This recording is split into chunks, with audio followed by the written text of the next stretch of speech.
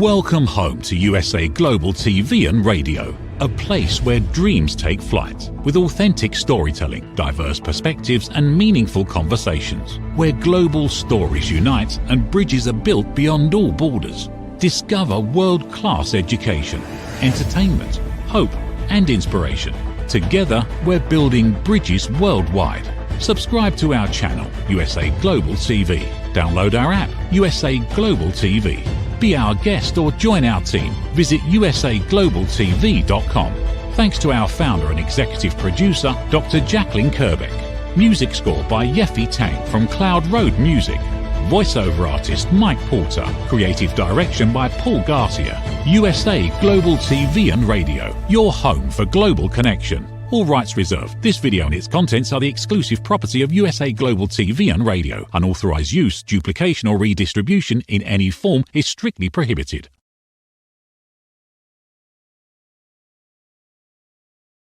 Welcome to Judgment, the Hidden Sin. Good morning, good afternoon, good evening, wherever you are in the world. This is USA Global TV and Radio. I'm Dr. Jacalyn Kerbeck, and it's my absolute pleasure to be here for another special episode of this program.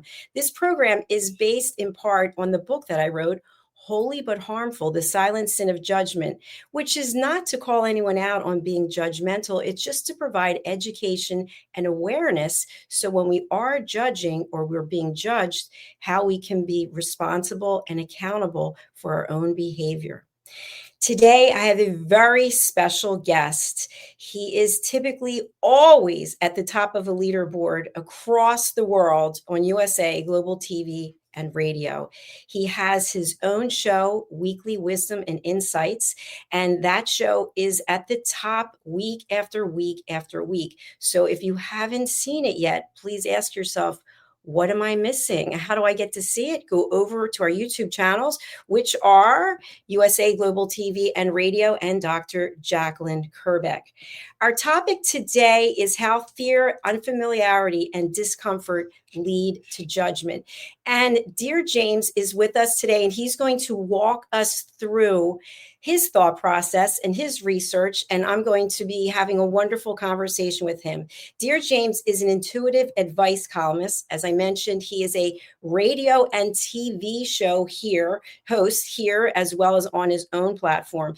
He actually does readings, and he has helped people all over the world. We're going to provide information about how you can hire him, how you can work with him, how you can support the work that he's doing. But let's first get to the show. Let's welcome Dear James. Hello, how are you? I'm good, Dr. Jacalyn. How are you? I'm doing very well. And for our audience who doesn't know, we had a little bit of a technology issue when we first started. So I'm glad that we are here and we are able to get together. So I met you a number of years ago through my sister, Debbie Wilson. Yes. And you have brought tremendous value to my life as a mentor and friend, and also to our platform. So I first want to start off and thank you for that. And vice versa. Thank you again for the privilege and the honor and the joy of being on the journey with you at USA Global TV and Radio. It's incredible. Thank you. Thank you. You also have a second show. Let's talk a little bit about that too. It's Inspired Conversations. Is that correct? Inspired Connections. Connections. Yes. Connections. Yes. And it focuses on conversations with other spiritual practitioners or wellness providers and so forth, so that we're constantly spreading and informing and empowering and educating, humanity, the populace, for better ways of learning, listening, of healing, of living. And so that's the Inspired Connections, one conversation at a time. Thank you so much for sharing that. What are the reasons that people typically will come to you for a reading? Life direction, particular issues, could be health issues, past loved ones, but just life in general. And so I listen to the unseen, Spirit, Source, and Symphony, and I am an intuitive. So I listen to the unseen, and then the affirmation and the confirmation is, I'm telling you things about your life that I couldn't possibly know. And so it's the unseen that is present with all of us. It's also known as our higher intuition, our higher self. And all of that wisdom comes through to empower you, to educate, to give you clarity so that you make higher informed choices and decisions. Thank you for that, dear James. You just mentioned the word intuition, and I want to talk about that a little bit as we get into our topic today. I found for me personally, many times my intuition will say to me, don't say that, or don't respond, or maybe take a different direction, or you should go down this path. But I haven't always listened to my intuition.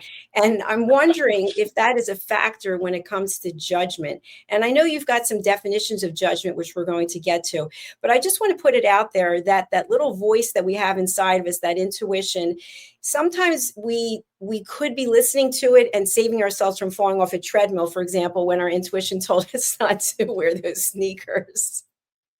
Absolutely. I mean, what you're sharing and talking about, there's 8 billion plus souls on the planet, and we all do it. And it's that constant true north, our intuition, our gut, our knowing is our soul source GPS connection. And it's constantly realigning us to true north. And so, of course, the ego, mind, personality, human will come in and override it. So, to your point, I knew to do something, I knew not to do something, and I overrode that and did it anyways. And then, of course, we humans get the experience of overriding, the purity of our soul and that soul source connection. And so, yes, and that's how it will fall into the category of judgment also, because again, when we don't listen and our soul and that soul source connection is telling us to do something or to not do something, and we don't listen, we can actually fall then into judgment of another or of ourselves or something that then again causes a chain reaction. Very well explained. Thank you. And for our topic today, which is fear, unfamiliarity, and discomfort lead to judgment, I think we're going to have a really robust conversation with that. But let's start Yes. off with one of the definitions that you have for judgment.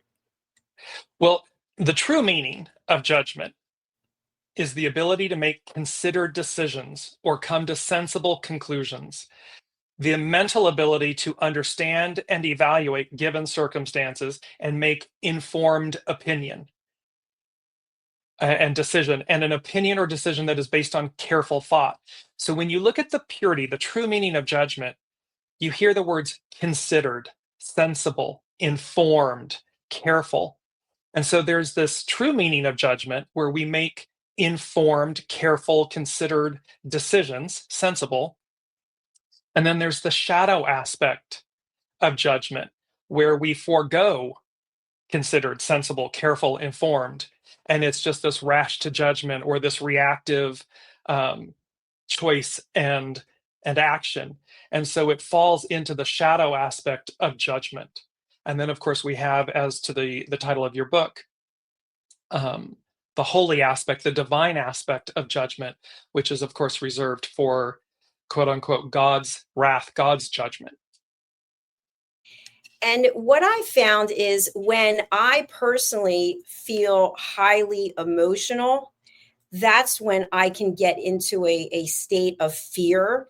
And then that fear is that the catalyst, the foundation for what my next behaviors or my next actions might be. Right. Well, and because exactly when we're in the shadow aspect of fear, pardon me, of judgment, it's because of fear, unfamiliarity, and discomfort that's driving that forward. So now we're in the shadow aspect of judgment instead of the purity of it. And so any one emotion can trigger it. The discomfort of something, the unfamiliarity of something, the fear of something will trigger us to fall into the shadow aspect of judgment instead of the purity of judgment. And when we think of this shadow aspect of judgment, would that include what I'm going to call passive aggressive comments? You look great for your age. You look great today. Any number of these things. Absolutely, because those statements are acts of judgment. Someone is in essence giving you a passive aggressive or backhanded air quotes compliment, and yet within that compliment, backhanded compliment, is judgment because they've put a qualifier, a limiter on that statement, which invokes or if you're watching, if you're paying attention, it says, you have a judgment about age or gender or what somebody should be doing. And so that judgment is coming through in the backhanded compliment. So, for anybody out there who's watching or listening, we are not lecturing. We are merely No. providing education and awareness so we can all think about our own behavior. And I like to think of things in three questions. Is it kind? Is it necessary? Is it true?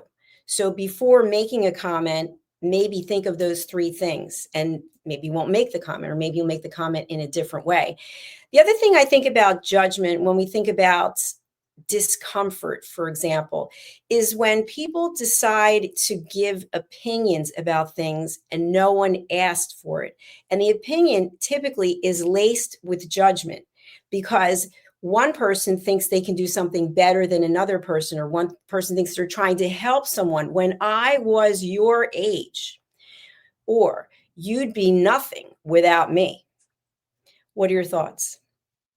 Well, this is, to this point, it's always about the best pause is to ask yourself, am I in the purity of judgment? Meaning, am I going about this in a considered way, in a careful manner, in an informed manner? Or am I in the shadow aspect of judgment? And this is to your point, Dr. Jacalyn, this kind of these rush to judgments, or I'm offering something, this 24/7 news cycle and, social media, meaning our opinions at a fingertip. Well, just because you can doesn't mean you should. And so if we're in the purity of judgment, then it's going to be reasoned and informed and considerate and careful. If we're not, then we're going to be in the shadow aspect, and it's going to be some form of, fear, discomfort, unfamiliarity, and thus my opinion is my judgment. I'm just spewing it out as you see me, virtual heaving here. It's this because it's too easy. It's too easy in this day and age with social media and everything at our fingertips to simply kind of regurgitate or purge something out without consideration, without care. And this is where we fall into purity of judgment, shadow of judgment. Very well explained. Thank you so much for that. Many people who are watching the show, whether it's on the live or the replay or they're listening later, may think they're not judgmental. I just had two people tell me that they're not going to buy my book because they don't have any issues with judgment. And I wasn't judging what they were saying, but I can think of times when they said things that were judgmental, but I decided not to say anything.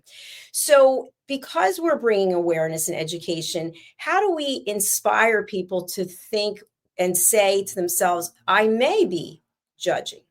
Or maybe when someone's judged me, maybe I am then coming back with more judgment.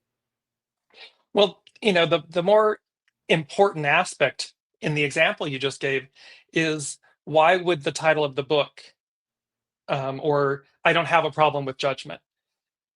Okay, but nobody said that you did. However, what you've just conveyed is that you're not open to receive information or a new perspective or this opportunity to learn and grow and expand, to have an aha moment. So one might consider themselves to be non-judgmental, and yet by the fact that they don't entertain it means there's judgment in I'm non-judgmental. I don't need that. But again, none of us know everything. None of us, and the world we're consistently and eternally learning, evolving. And that requires a willingness to engage, a willingness to see beyond what we might know of ourselves, of others, so that, because again, the purity of judgment, the true meaning of judgment is the ability to make considered decisions in a sensible manner. But that means you're going to be, it's incumbent that you're learning, that you're investigating, that you have a desire to investigate, to discern, so that you remain in the purity of judgment and not in the shadow of it. Dear James, thank you for that. What's coming up for me is love to watch children. In fact, I was just at the gym and there were these two little kids on the treadmill, and it just the curiosity that they have, the wonder, there's no fear. The one child, he was not even tall enough really to see over the thing, and he put it on 5.0. And I said to the parents, and I started getting afraid for him, but he had no fear. And at some point in our life, we go from that curiosity and that childlike essence and that wonder to go to your room. Don't do that. You're not going to be good at that. And then all of a sudden, everything changes. And I think that first time that judgment comes, maybe in school, you'll never be a good singer. You're not going to be any good at art, et cetera, et cetera. Things start to change. What are your Yes, thoughts? and so you're speaking to, especially with children, the innocence, the purity of them, and how that literally speaks to the purity of judgment, meaning they don't know anything any better. They don't know anything else. It's pure, it's innocent. And so they are in essence, non-judgment. They're open to receive. It's only through learned experience that we then fall into the shadow aspect and we start judging everyone and everything, and including ourselves. And so, you know, it's a biblical reference of, you want to enter the kingdom of heaven, be childlike. It is this return to the purity of judgment, the innocence, the purity within all of us. And it doesn't matter our age. We could be 110. Okay. It's a choice of, are we in the purity of life, of judgment, of discernment and care and consideration, or are we exercising its shadow aspects? So, is what you're saying really coming down to it's based on your motives, a person's intention? It's based on the purity of your intentions or not, your motivations, um, but again, and your mindset. So to the example where you just utilized where they, I don't need your book because I'm non-judgmental, then that means what they're saying is I have nothing to learn. However, that also then denotes that they are confined, they're boxed in, and thereby not open. And it doesn't matter whether it's judgment or, we're using judgment as the broad brushstroke because it involves so many things like, the taboo, the woo-woo, the misunderstood. It can be societal, religious, cultural, socioeconomic, or inaccurate conclusions. Are you willing? It's demonstrating, are you willing? Your willingness. Are you willing to engage and learn and discern so that you have a considered opinion or a decision or not? And that's really, it's the depth. So all of those things, purity of intention, purity of action, they're all reflective of our mindset. Where are you? It can always be changed, but your willingness to do so is what's paramount. It's at the forefront. I agree with you. Thank you. Dear James, do you think that there's any correlation between the amount of education or intellect a person might have and whether or not they are open or curious? And the reason I bring this up is we interview so many different people, very accomplished people who are out there with their own platforms, and they're typically the ones who will have some comment to me, for example, oh, if I join your team, I'm not going to take your listening course because I'm an expert listener and there's nothing I can learn. There's nothing you know that I don't know. And then I'll say, well, thank you for sharing that, but how would you know? Because you didn't take the course. So Right? I mean, and to that point, see again, when ego, mind, personality, human comes in and overrides the wisdom of the soul, of the divine, of your intuition, your knowing, well, then of course there's an imbalance because we absolutely need a healthy ego, mind, personality, human in concert with and service to the soul, the higher self, the unseen. And so these socioeconomic factors, these judgment factors, well, what's your station in life? Where do you live? What do you have? What's your income? What's your education? So you can be, of course, the wealthiest person in the world and be the most judgmental in the shadow aspect of it. You can be homeless, the pauper, and be the most wise and informed. And so again, to what degree is any one individual open to receive, to learn, to evolve. And to do that, it requires childlike behavior, humility, innocence, kindness, and a willingness to learn. So, based on what we're talking about and what you just shared, how is it that we individually can look at ourselves, our life, and say, it's not up to someone else to take the first step, it's up to me? And if you watch mainstream television, which I do not, I don't have any live television service, I notice when I read about the news that there are people who are extremely on polar opposite sides of things and very judgmental about the other. So we're no longer the human collective. We're going against each other. And it's almost like a civil war that's taking place every day. Mm. Well, and again, with the sensationalism of media, and doesn't matter on both, on all sides, the clickbait on, the internet and 24/7 and social media and all of this. And so again, one of the first things would be to recognize and understand that is the formula that is created and manufactured and being quote unquote fed to us. So when you engage, whether it be again live television or internet based or social media based, instead of just rapidly and willingly accepting what you just saw, heard, read, the purity of judgment, the true meaning of judgment is to stop and say, okay, that's what they just conveyed. Now let me go do my homework, my research. Let me go see if that's true. But again, we're in this reactive and very heightened, to your point, very polarized and heightened and immediately reactive kind of environment, not stopping to remember and recognize that the machine that is media and 24/7 news cycles and social media, am I going to get the most views or the most clicks? It's based on sensationalism, on ginning up whatever the issue may be or the people that may be receiving it. And then the algorithms, I see that you click on this, so now I'm going to give you 1,000 more. And the more you engage in that, the more the algorithms send you. And so there's a lot of need for discernment, for pause, for slow down, do your research so that you're in the purity of judgment.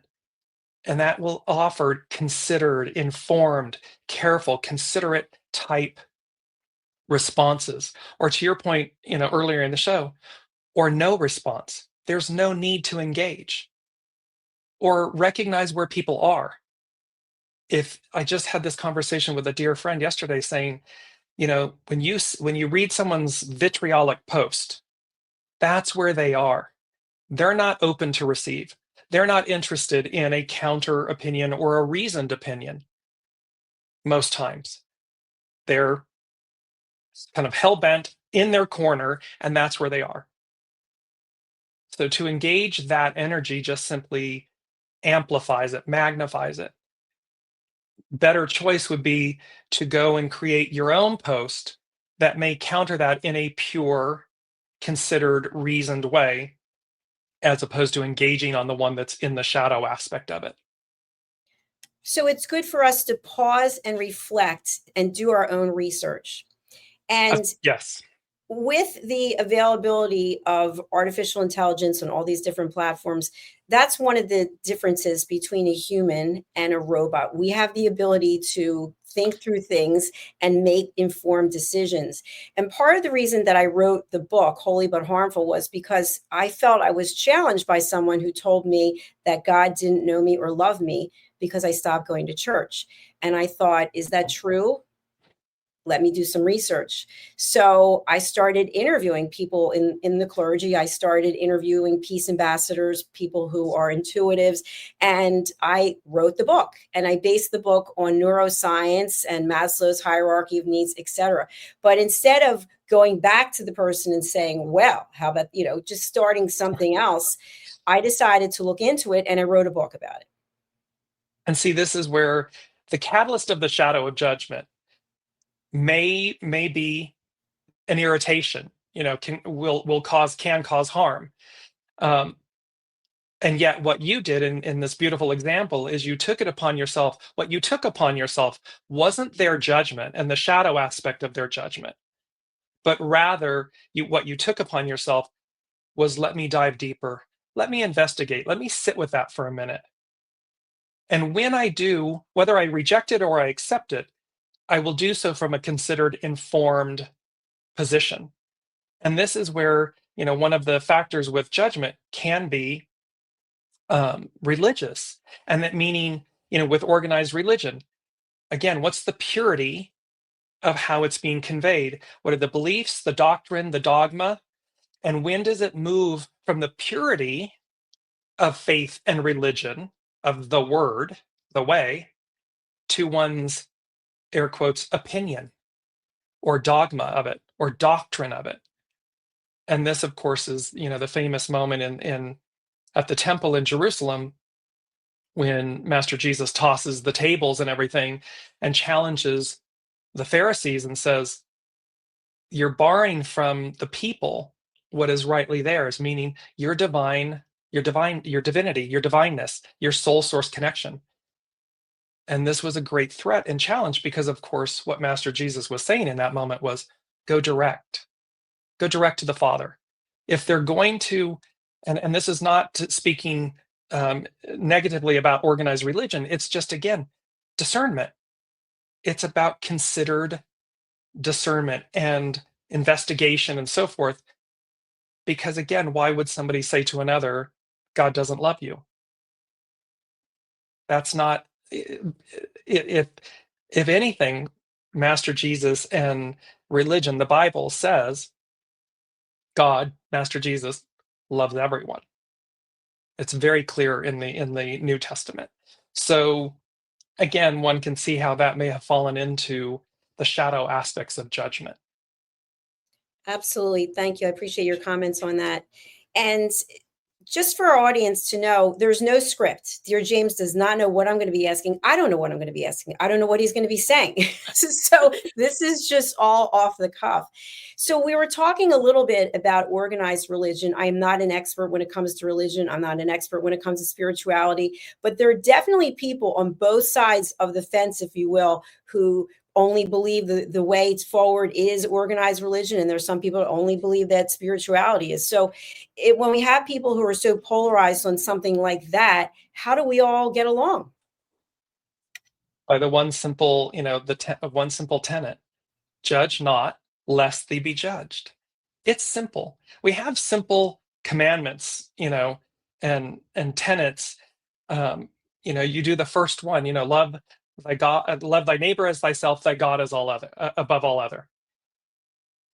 And there was a gentleman that said, if we just did that first commandment, the rest is commentary. Because imagine the world where, love thy neighbor as thyself and thy God above all other.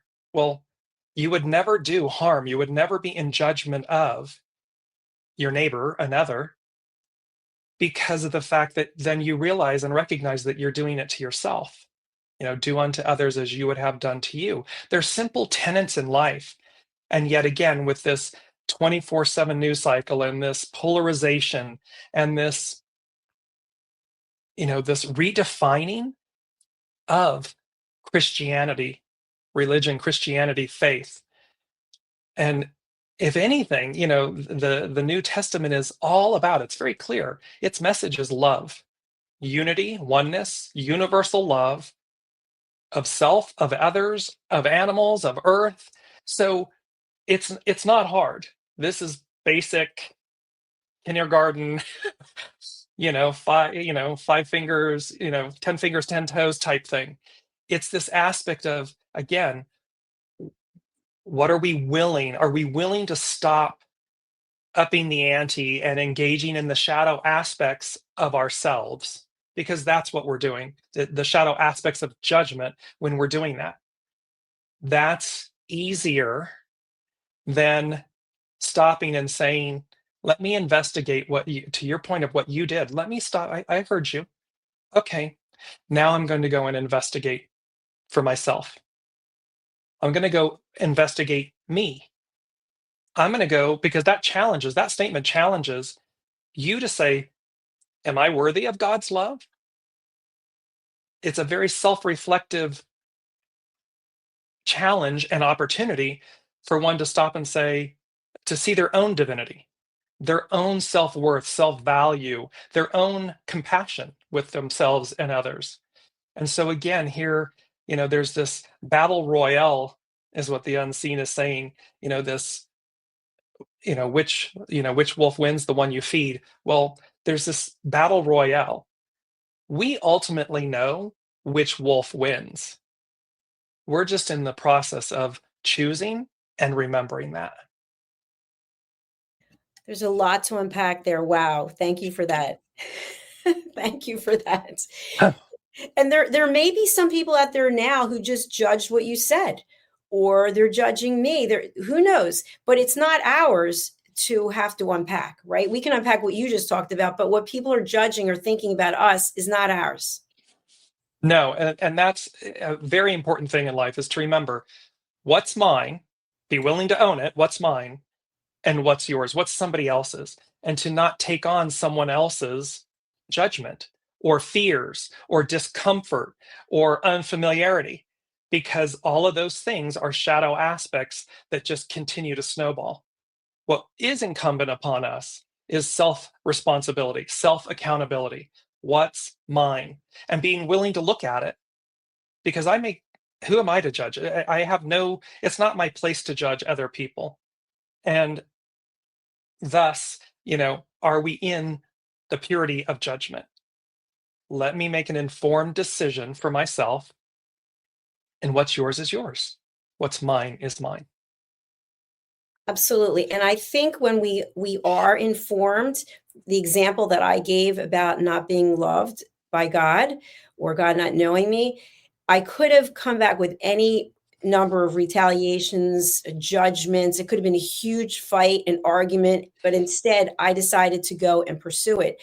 And in terms of researching it, and what I have found is when I don't do my research, even if someone makes a referral to me about something, I have made a poor decision.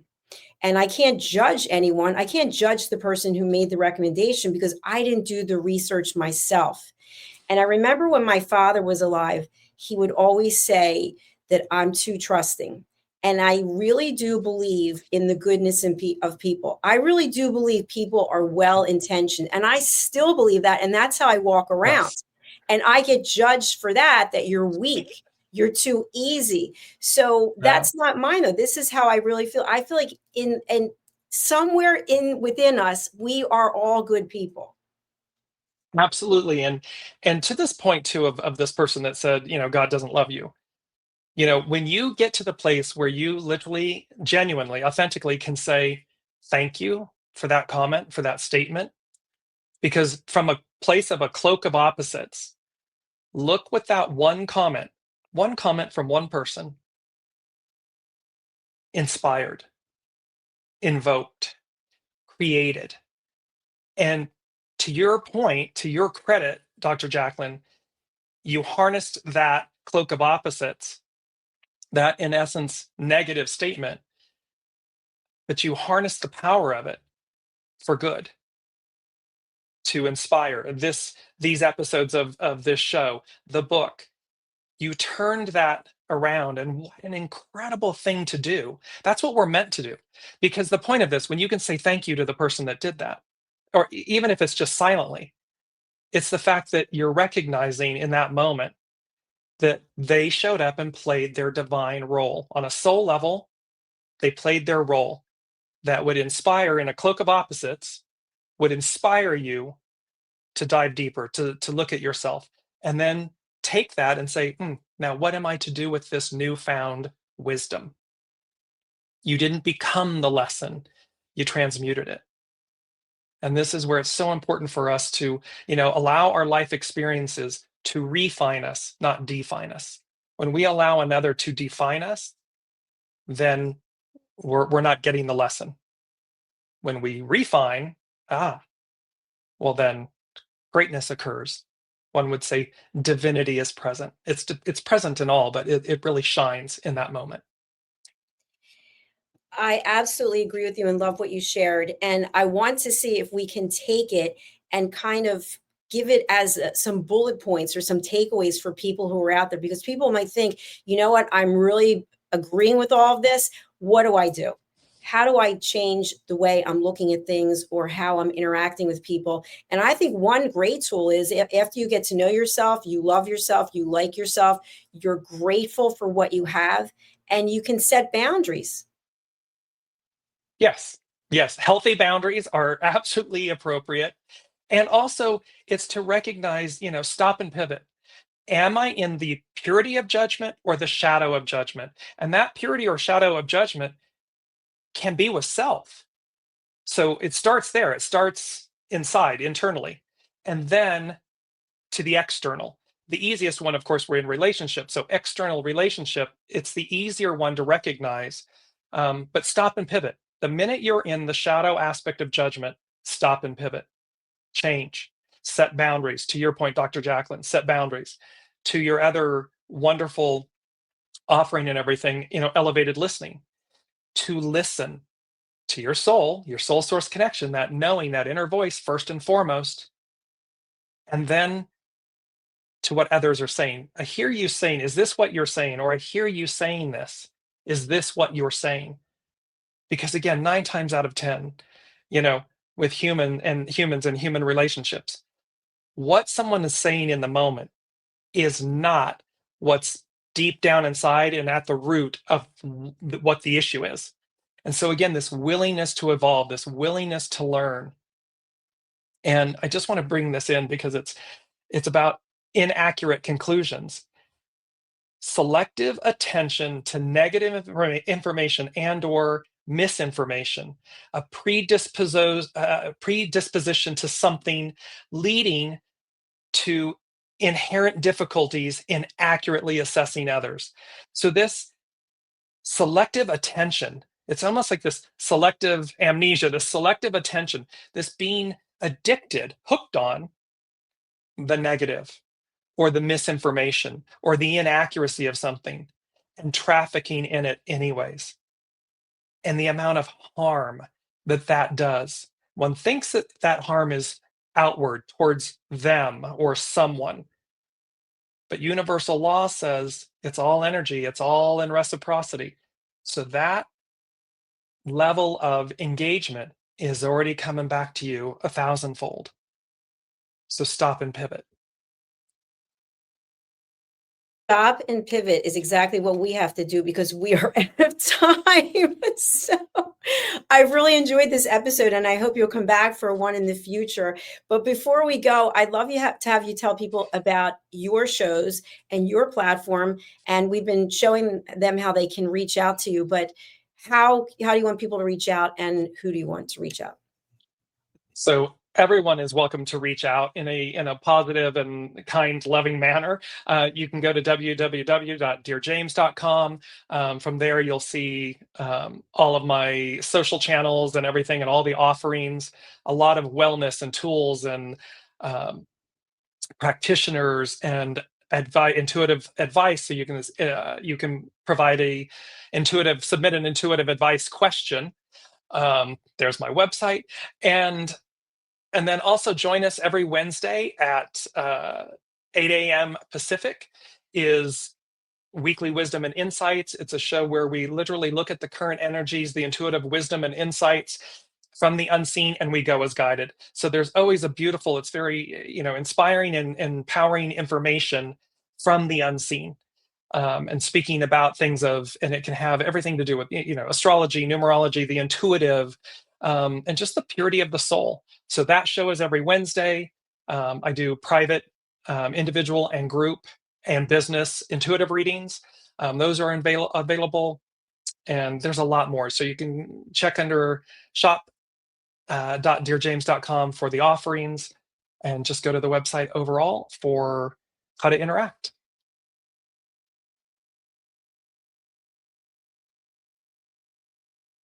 Thank you very much, dear James. It was an absolute pleasure and honor to be here with you today. So please go in peace, and I look forward to connecting with you again soon. And you as well, Dr. Jacalyn. Thank you for the beautiful opportunity. Thank you. Bye for now. As I mentioned at the top of the show, dear James, weekly wisdom and insights is always one of the top, whether it's on USA Global TV and Radio or Dr. Jacalyn Kerbeck. So please go and subscribe. Go to Dear James's channel on YouTube as well. You can subscribe there. And if you're so inclined, I'd like to offer up asking you to consider purchasing a copy of my book. You can get the ebook for 99 cents. And you don't know what you don't know until you read the book, and then you will know. You'll be able to make a comment. So here it is. It's available in Audible, in paperback with really high quality paper, as well as paperback in regular paper, if you will, hardback and ebook, all on Amazon and wherever fine books are sold. Okay, we're going to go over to our sponsors, and then we'll be back with our next program. Thank you so much. Take good care of yourself. And remember, think before you speak. Is it true? Is it kind? Is it necessary? Thanks for listening. USA Global TV and Radio proudly presents Tracy Cram-Perkins, a dementia caregiving survivor teaching how to balance care with peace of mind. #1 resource for dementia caregivers. It's the book Dementia Home Care: How to Prepare Before, During, and After. Over 17,000 copies sold of this must-have guide. And now a testimonial from Tracy Smith. If I was to describe this book to someone who is going through a similar situation, I would underscore how important it is to have some sort of a tool or a guidebook to help you through certain stages. And there's so many, it's such an unknown topic to the average person. And to have this as a reference is essential. It's going to help you get through it personally, as well as help your loved one manage. To learn more, go to TracyCramPerkins.com. Tracy Cram-Perkins is an award-winning author. She's also the host of Dementia Home Care television show. Watch it here on USA Global TV and Radio. We face daily cyber risks, spending over 7 hours of screen time, including 4.5 hours on mobile phones. This convenience comes with significant dangers, with cybercrime costs predicted to exceed $10.5 trillion by 2025. In 2023 alone, seniors lost over $3.4 billion to cybercrime. Our goal is to make social engineering concepts of cybersecurity easier to understand.